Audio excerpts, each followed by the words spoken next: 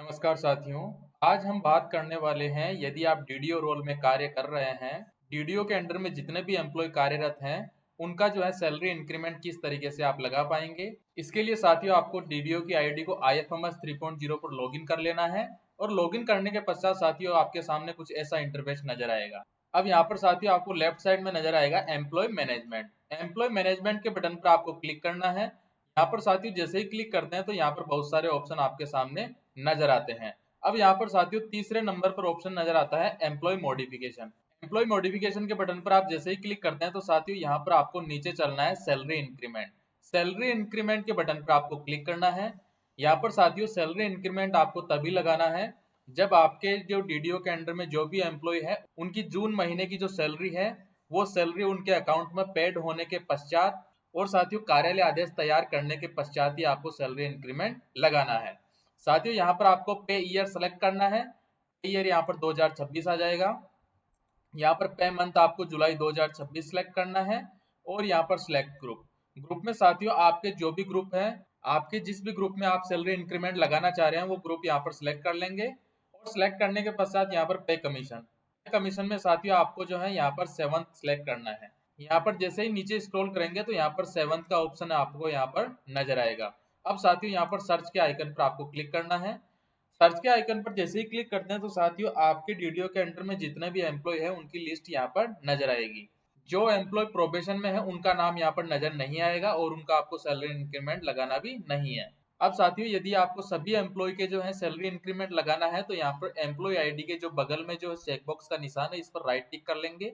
या फिर जैसे मान लो कोई एक एम्प्लॉय के या दो एम्प्लॉय के यहाँ पर लगाना है तो उनके सामने जो चेकबॉक्स का निशान है उस पर आप टिक कर देंगे। यहाँ पर इस हेड में एक ही एम्प्लॉय के जो है सैलरी इंक्रीमेंट लगाना है तो यहाँ पर साथियों चेक बॉक्स पर मैं क्लिक कर लूंगा। यहाँ पर एक चीज का साथियों आपको ध्यान रखना है, पे स्केल नजर आ रहा है, जैसे मान लो यहाँ पर L8 है और एग्जिस्टिंग बेसिक पे जो अभी वर्तमान में है 30 जून 2026 को जो इनका बेसिक है वो यहाँ पर नजर आएगा। और साथियों जो न्यू बेसिक यानी कि जब सैलरी इंक्रीमेंट लगाने के पश्चात जो बेसिक है वो यहाँ पर नजर आएगा। आपको ये दोनों चीजें चेक कर लेनी है और साथियों ये चीजें चेक करने के पश्चात आपको सबमिट के बटन पर क्लिक करना है। यहाँ पर साथियों फिर से जो है कंफर्मेशन का ओपअप नजर आएगा। Please confirm IPR has been received और all detail are confirm and verified. साथियों जिस भी एम्प्लॉय का जो है आप इंक्रीमेंट लगा रहे हैं उस एम्प्लॉय के द्वारा 1 जनवरी 2026 को जो है इमूवेबल प्रॉपर्टी रिटर्न भरा गया है या नहीं भरा गया है ये आपको चेक कर लेना है। साथियों ये चेकबॉक्स पर राइट टिक करने के पश्चात आपको जो है यहाँ पर जो है यस के बटन पर क्लिक करना है। यस के बटन पर जैसे ही क्लिक करते हैं तो यहाँ पर कंफर्मेशन का ओपअप नजर आता है, are you sure want to submit this request. आपको जो है यस के बटन पर क्लिक करना है।